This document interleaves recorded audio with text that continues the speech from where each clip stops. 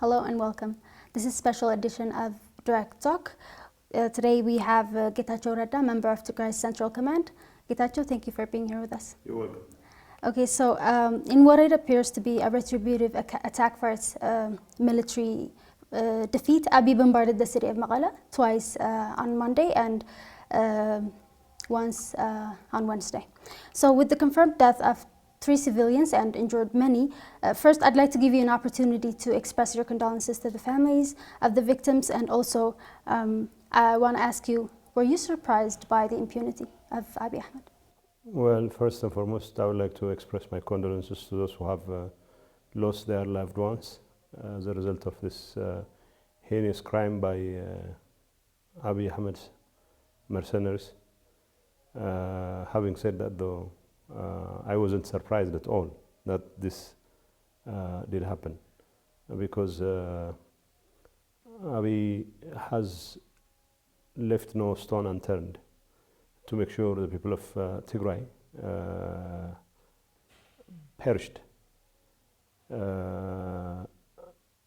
Out of the last 11 months, there was no single day that Abiy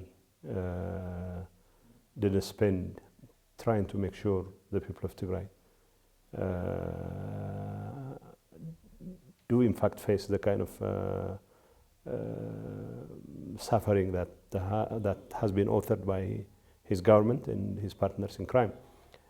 His genocidal campaign against the people of Tigray has never relented, and he's been doing everything in his power to make sure that the people of Tigray continue to find themselves at the receiving end of his genocidal campaign. The fact that we were able to destroy most of his fighting capabilities in Tigray and hence able to liberate most of Tigray simply meant he had to continue his genocidal campaign against the people of Tigray through different means. Of course, the use of starvation as a weapon is a case in point, but as long as he saw an opportunity and an opening for his army to unleash the kind of suffering and the kind of killing and carnage he always thinks the people of Tigray deserve for not saying yes to his whims, he would never stop at nothing to continue to do so. So the fact that he's launching airstrikes is only part of the entire anti-Tigray genocidal campaign and the entire military cum starvation as a weapon of war paraphernalia that has been perfected into an art form. So I wasn't surprised at all. You have mentioned in your previous interviews that the aerial strikes in the Amhara region has started on the 7th of October. And were those round of military attacks targeted at military installation? And also, are his actions in Maqala an exception or the norm? Well, what is little left of the Ethiopian Air Force is being used to terrorize populations after populations. There is no military logic to what they do as far as the use of military jets is concerned. In many parts in Amhara region, while the intention was to use aerial bombardments as part of their prelude to the all-out offensive they launched about 10 days ago, it was, however, clear that the jets that were deployed were dropping their bombs from really, really high above. Obviously, they wanted to avoid being hit by anti-aircraft guns on our side. And as luck would have it, as of course naturally as it gets, you wouldn't expect to hit military targets with planes such as Abiy has from really high above, from 7 kilometers high above, and expect to hit military targets. And in many parts of Amhara region, the targets were not military targets. It was mostly civilian installations, including civilians. And in many parts of Amhara region, in the forefronts, where the offensive was originally launched, there was a clear case of, I don't know if I have to call it friendly fire, because Abiy has never been friendly to anyone, including the people of Amhara, but there were clear cases of people being targeted, not just in Tigray, but also in Amhara region. So it's pretty much part of the norm than an exception. What transpired in Tigray is not an exception. But in terms of intensity and in terms of at least lack of any pretext whatsoever, the fact that he is targeting civilians in Tigray flies full in the face of any even pretense of targeting military installations. Because in the Amhara regions where the offensive was being launched, at least Abiy and company would have the excuse that to the extent that there was civilian casualties, it was probably as collateral damage, not part of a direct decision by the government. But in the case of Tigray, it's exceptional in the sense that it is being done with a clear understanding and with a clear knowledge that there is no military target in Tigray that could be legitimately considered target for aerial bombardment. It is a clear indication that Abiy would do everything in his power, would stop at nothing to terrorize the people of Tigray.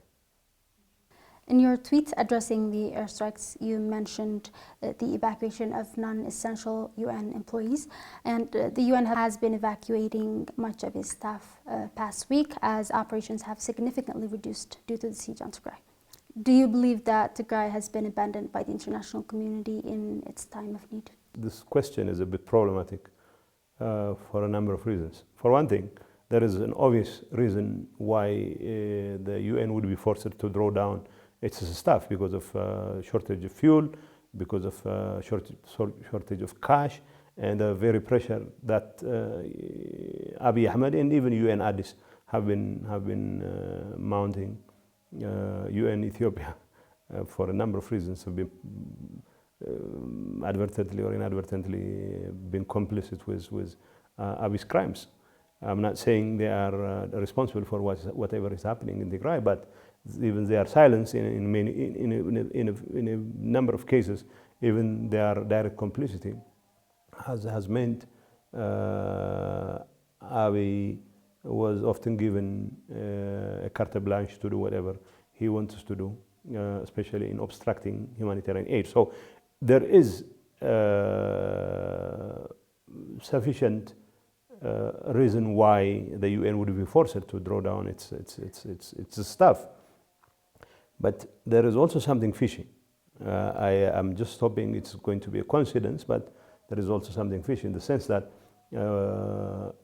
many UN agencies, if not all of them, especially non-Ethiopian staff members, I would say non-Tigrayan staff members, were told to evacuate well ahead of time, because there was clear information running around, which we have gathered from the international community grapevine, that they were told they had to avoid aerial bombardment and even an all-out offensive by Abiy Ahmed. Abiy is not the kind of person who would mince his words when it comes to declaring his intentions to the international community. So he was bragging to the international community that he would take over Mekelle in a matter of 10 days, and that this was part of, this is my understanding, it's not official government position, but this is my understanding, that the UN Ethiopia's decision to draw down its staff was also greatly influenced by the kind of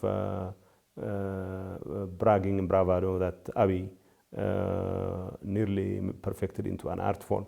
And yes, I would like to believe that it was a coincidence.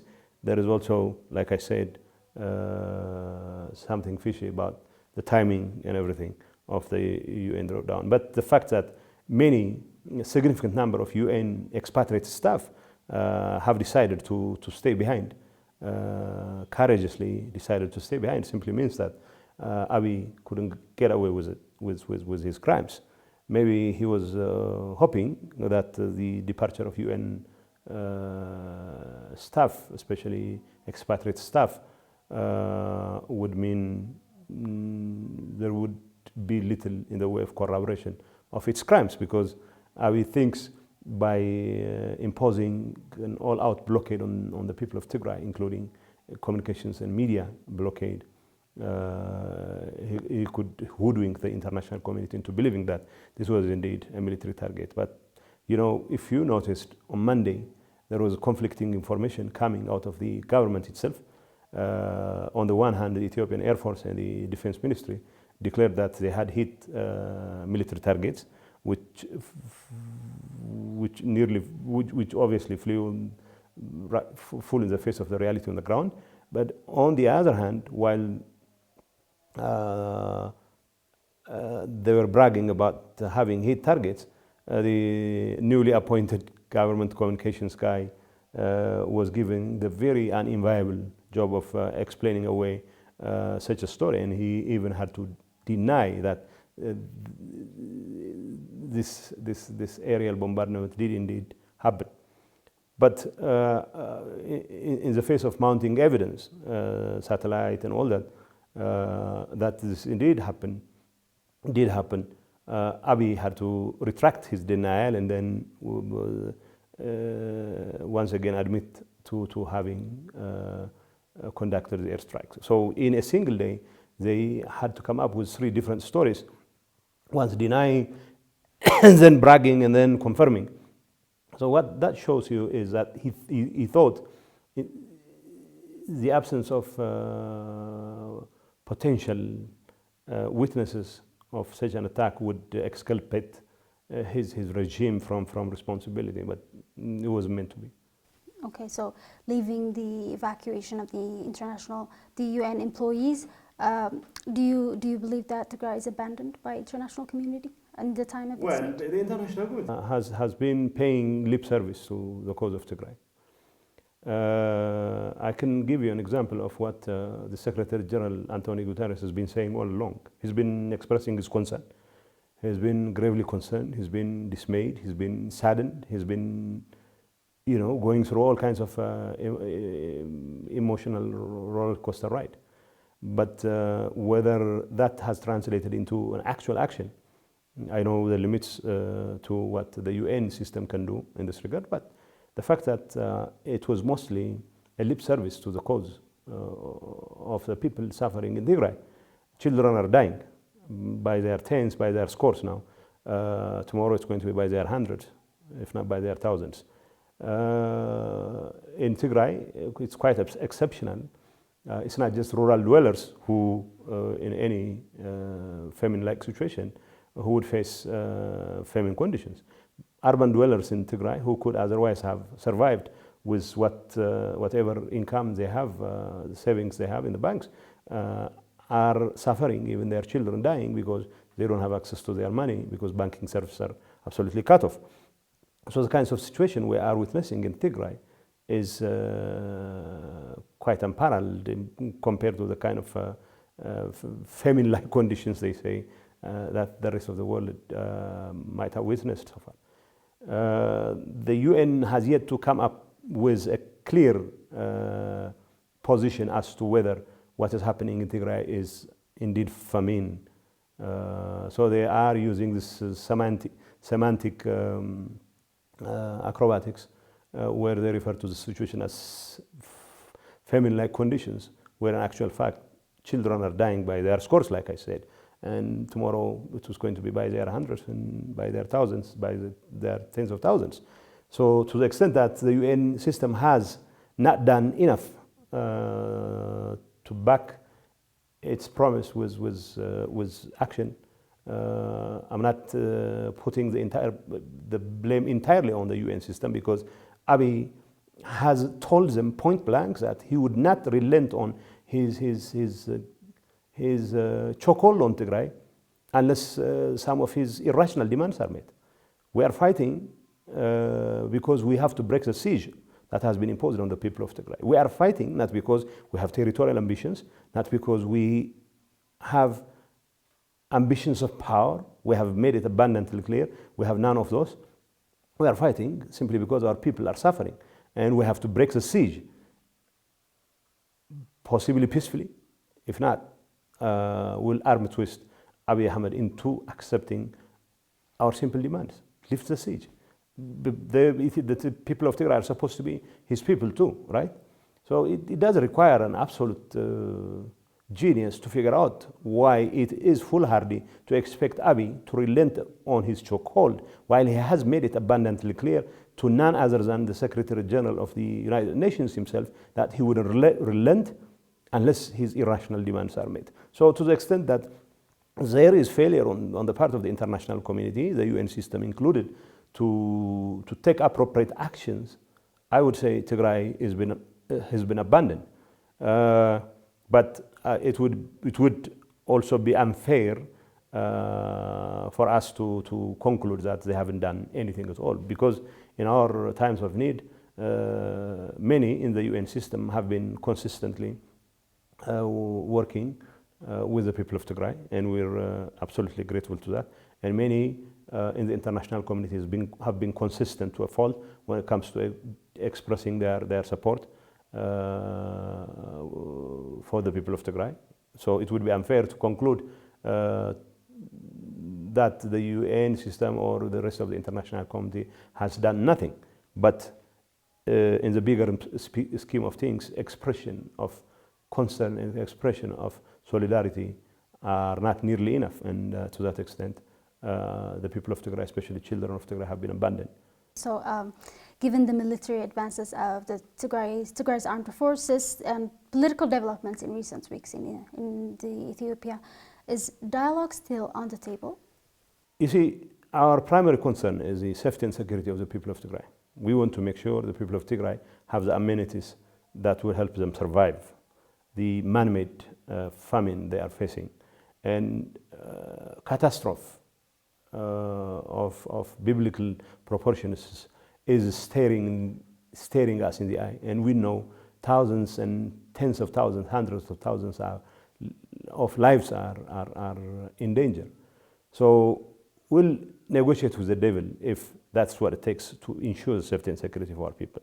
But the most basic minimum, as far as we're concerned, is that any negotiation will come up with a direct and unconditional lifting of the siege on the people of Tigray. And there is no infrastructural challenge that stands in the way of the lifting of the siege.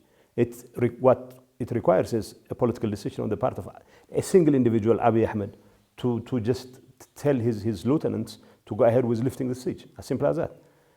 So yeah, as long as it is going to be in the best interest of the people of Tigray, we'll be more than willing to sit with anyone and resolve this issue through dialogue. But we know, as the saying goes, it takes two to tango, and Abiy Ahmed has been adamant that the only solution to this problem is military one. And the military solution has proved absolutely elusive. And there is no chance whatsoever that Abiy can ever achieve his ambitions militarily. And as we speak, our forces are beating Abiy's forces black and blue. And there is no chance whatsoever that they could survive and live another day to come and terrorize the people of Tigray. So whether they like it or not, we'll continue to push to take whatever action is necessary to lift the siege, to break the siege imposed on the people of Tigray. And we'll continue to extend the olive branch, and at the same time use the sticks, which have so far proved more effective than the carrots. So if there is an opportunity that presents itself for us to sit and address this issue through dialogue, well and good. If it doesn't, we'll continue to use the sticks appropriately so we can break the siege and work with the international community to help them address the humanitarian challenge in Tigray.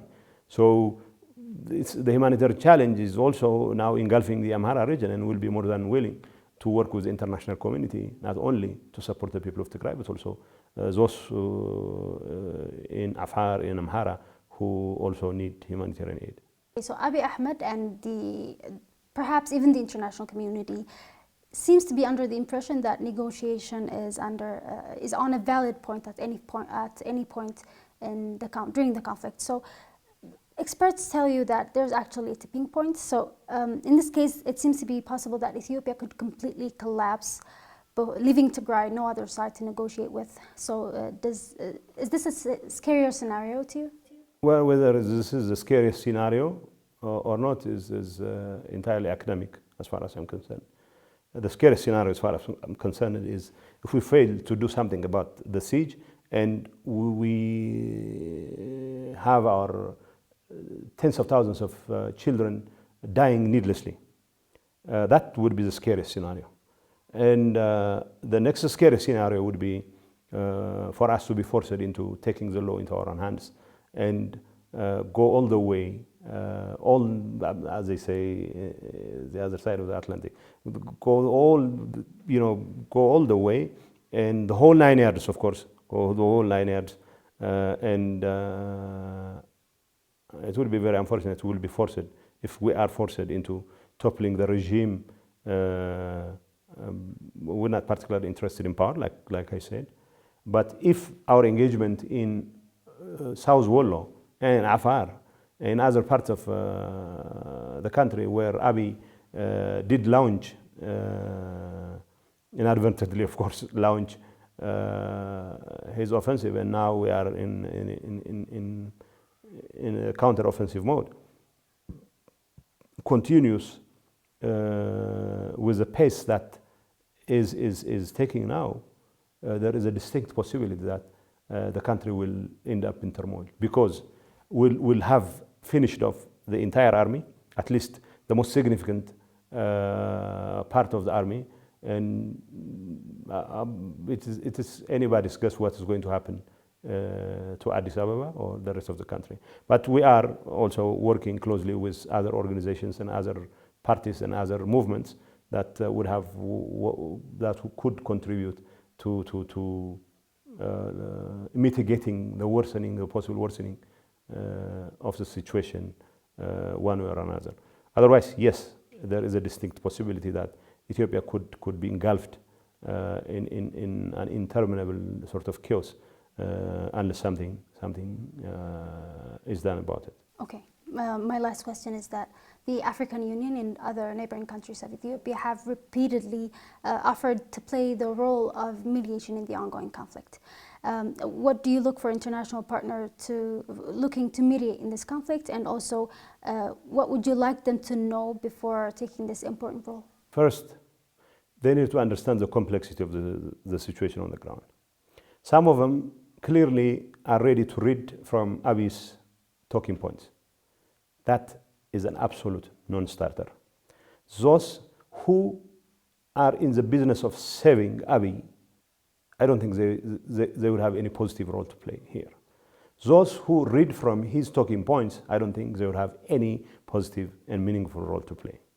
The first order of business is to understand how complex the situation is, that Abiy has been part of the problem, and he was the first person responsible for everything that has transpired. And if you still think Abiy is the Nobel laureate who deserves to be praised to the skies and expect to resolve the Tigray crisis, which has been his creation in the first place, and then you're going to be in for disappointment, because that's not how you resolve a problem. And second, they need to have a clear sense of urgency with regard to what's at stake. What's at stake is the lives of hundreds of thousands, if not millions of people. What's at stake is the continuity of the Ethiopian state itself. What's at stake is a genocidal campaign spiraling out of control, threatening to engulf the entire country. If they don't have a clear understanding of those realities on the ground, there is no chance anyone with the best of intention, even with the best of intentions, can bring about lasting solutions to the problem. So yes, there is a clear proliferation of initiatives. I understand, especially neighboring countries are mostly interested in ensuring that the continuity of the Ethiopian state, because if Ethiopia collapsed on itself, then that would be very problematic. Yeah, we understand that. We also want to be part of the solution. But for them to assume that Abiy's mistakes are bona fide mistakes, mistakes done in good faith, as part of his well-intentioned moves to carry out some law enforcement mission, all that. If they insist on upholding those fictitious, rather self-serving theories being peddled by Abiy Ahmed and his enablers, they definitely will be in for disappointment. So our demands are quite simple. They should be able to understand the complexity of the problem, and they should be able to understand that Abiy has from the get-go been part of the problem. And third, they shouldn't read from Abiy's talking points. They should come up with original ideas of how they can deal with the problem in a manner that would benefit, first and foremost, those who have found themselves at the receiving end of Abiy's genocidal campaign, and second, something that would somehow salvage Ethiopia, the Ethiopian state, from absolute disintegration. If they are careful enough to take those into account, they will probably have achieved a modicum of meaningful result in their efforts. That much I can say. Okay, Getachew, thank you so much for your time. You're welcome. Thank you. That wraps up our program for today. I'm Sablo Lama with you.